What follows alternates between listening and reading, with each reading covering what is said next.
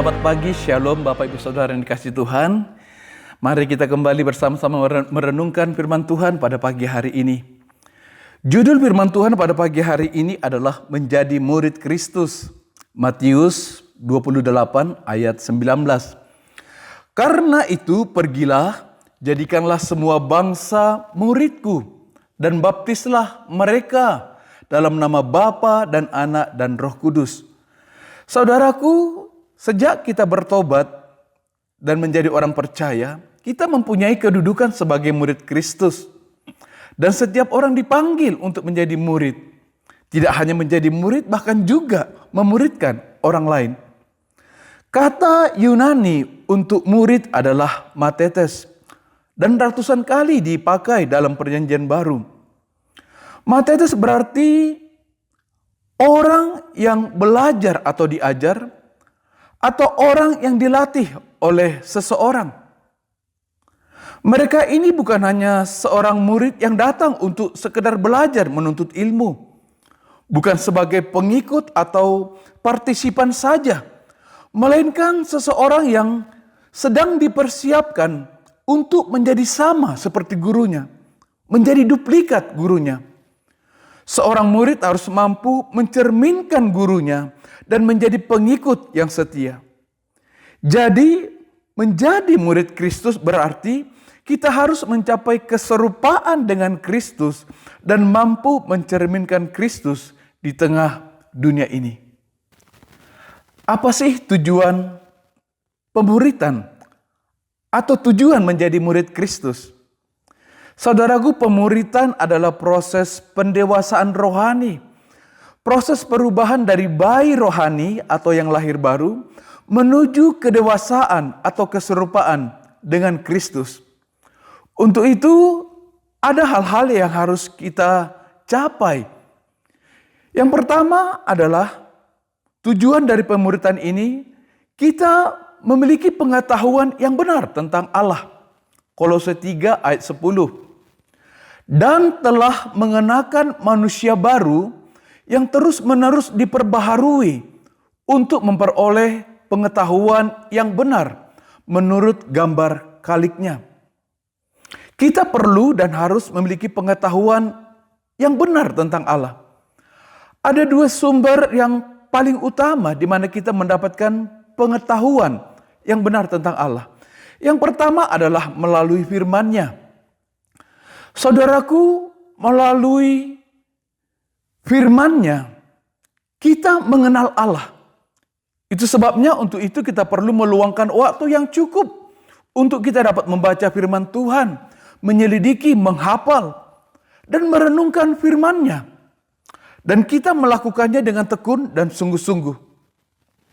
Jika kita melakukan seperti itu, saudaraku, ada banyak berkat-berkat yang melimpah yang kita dapatkan.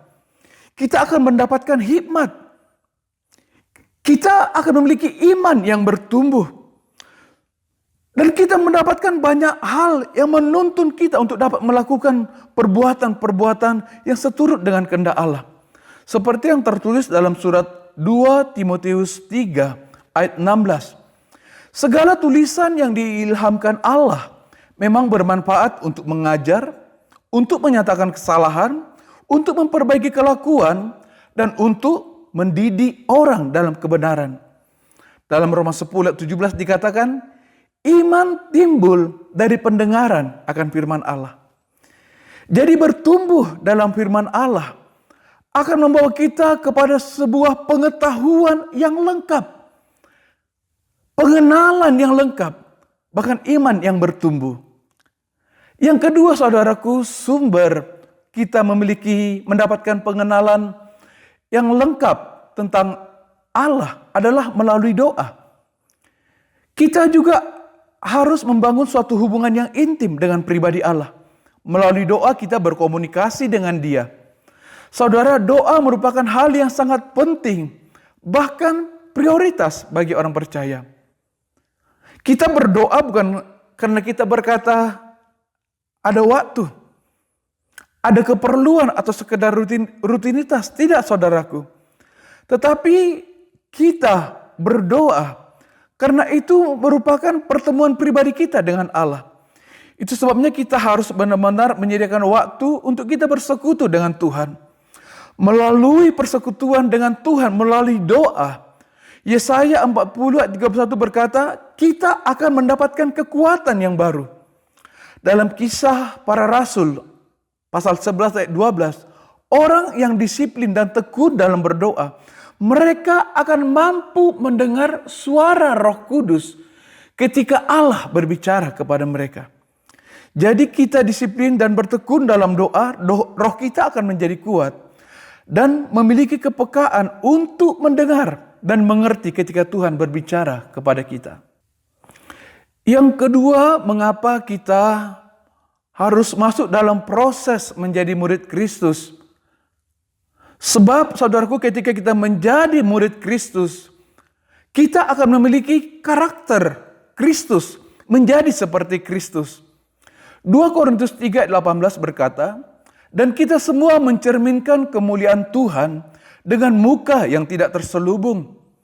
Dan karena kemuliaan itu datangnya dari Tuhan yang adalah Roh, maka kita diubah menjadi serupa dengan gambarnya.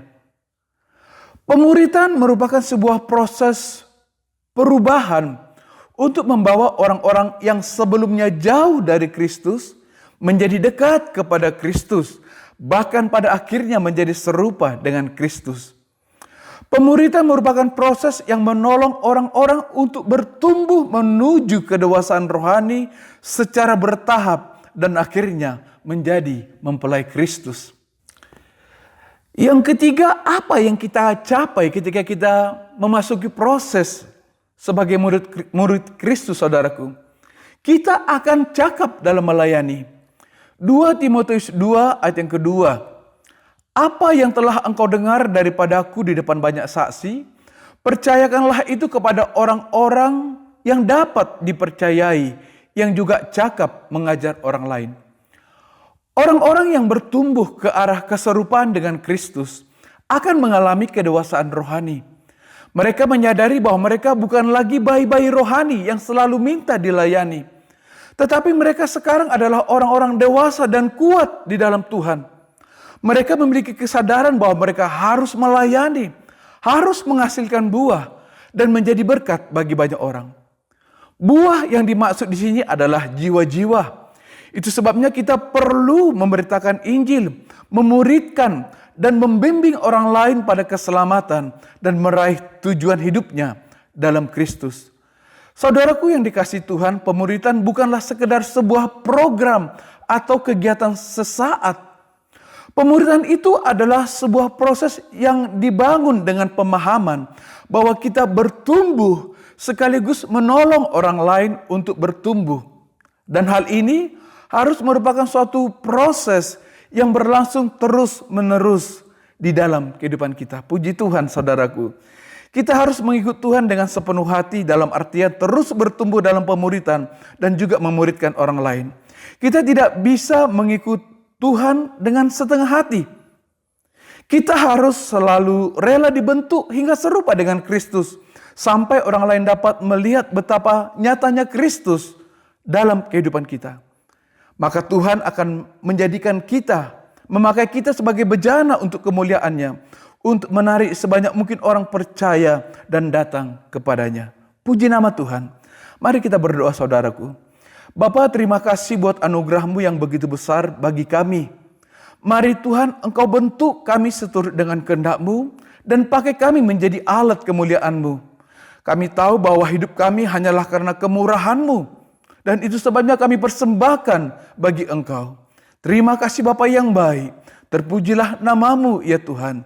Ini menjadi doa kami dalam nama Tuhan Yesus Kristus. Haleluya. Amin. Puji Tuhan, selamat pagi Bapak Ibu Saudara dikasih Tuhan. Selamat beraktivitas. Tuhan Yesus memberkati kita semuanya. Haleluya. Amin.